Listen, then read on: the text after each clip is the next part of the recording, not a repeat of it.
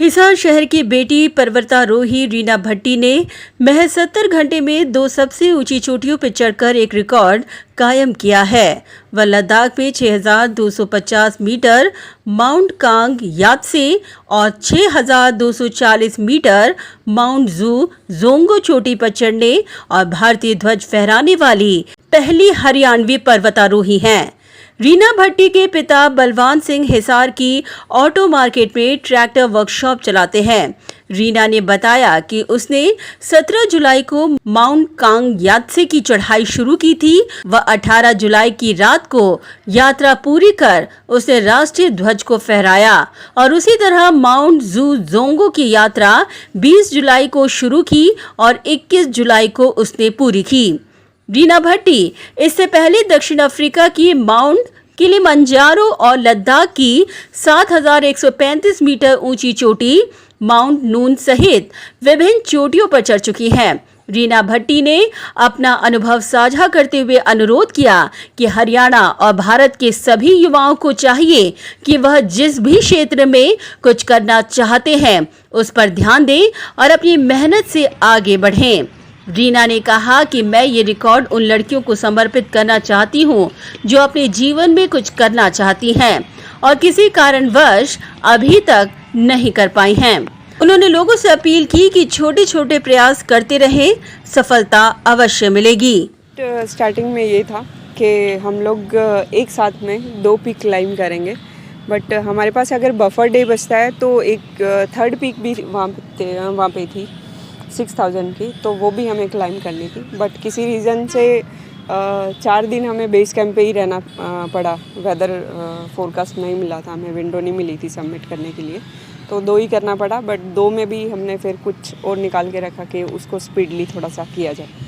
तो उस जगह का नाम क्या है और कितना फीट पर वो की ऊंचाई उसकी? 2 लद्दाख में माउंटेन है, कांग यात्से और जोजांगो। तो जो कांग यात्से की हाइट है वो 6,250 मीटर में है और जो जोजांगो की हाइट है 6,240 मीटर। तो बीच का सफ़र कठिन था, आसान था, कैसा था? सर ओबियसली माउंटेन है तो आसान का तो बिल्कुल नाम ही नहीं बनता।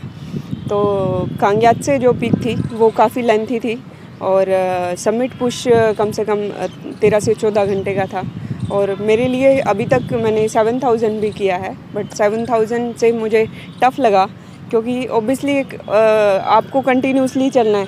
हमने 9:30 बजे स्टार्ट किया था और सुबह 11 बजे के आसपास हमने सबमिट किया और हम्प पे हम्प आए जा रहा था। ओबियसली लद्दाख ड्राई डेजर्ट में माना जाता है, तो वो डिहाइड्रेशन वाला और वो सब भी प्रॉब्लम आ रही थी। तो मेरे लिए मैं यही कहूँगी कि आसान तो नहीं था, थोड़ा टफ ही था सर।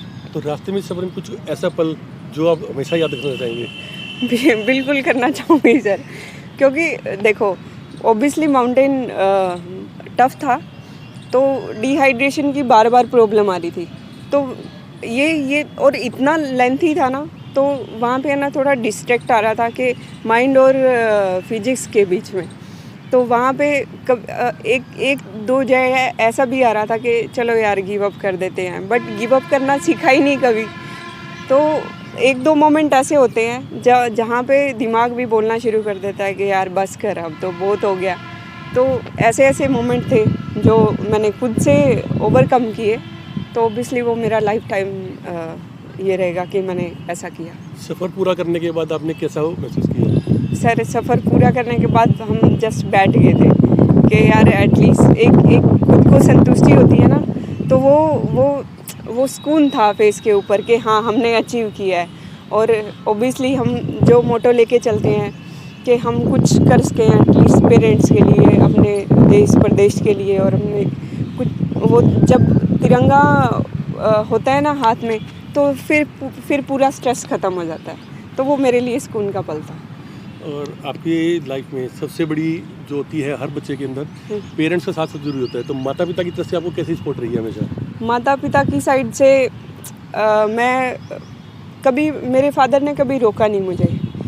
हमेशा अपने लड़कों के इक्वल, मतलब लड़का लड़की का गैप कभी रखा नहीं, तो हमेशा छूट रही है। लेकिन मदर का ज़्यादा सपोर्ट रहा है तो उन्होंने कभी अपने बच्चे पे अपना भरोसा रखा और मैंने भी उनका भरोसा कभी टूटने नहीं दिया, तो अच्छा सपोर्ट रहा है उनका। फैमिली के साथ साथ सबसे ज़्यादा जो होता है वो फ्रेंड सर्कल होता है, उनकी तरफ से आपको कैसा रहा है हमेशा? सर फ्रेंड सर्कल की तरफ से मैं ये बोलूँगी कि ठीक था, बट जब आप कोई चीज़ की शुरुआत करते हो ना, और वो एक ऐसा मोड आता है जब फ्रेंड सर्कल भी आपसे पीछा छुड़ा लेते हैं, तो उनको लगता है कि ठीक है यार, पागल है, ये है वो है, तो साथ नहीं देते। बट ठीक है, मैंने ये सोचा है कि अगर मेरा सपना है तो उसके लिए मुझे ही लड़ना पड़ेगा।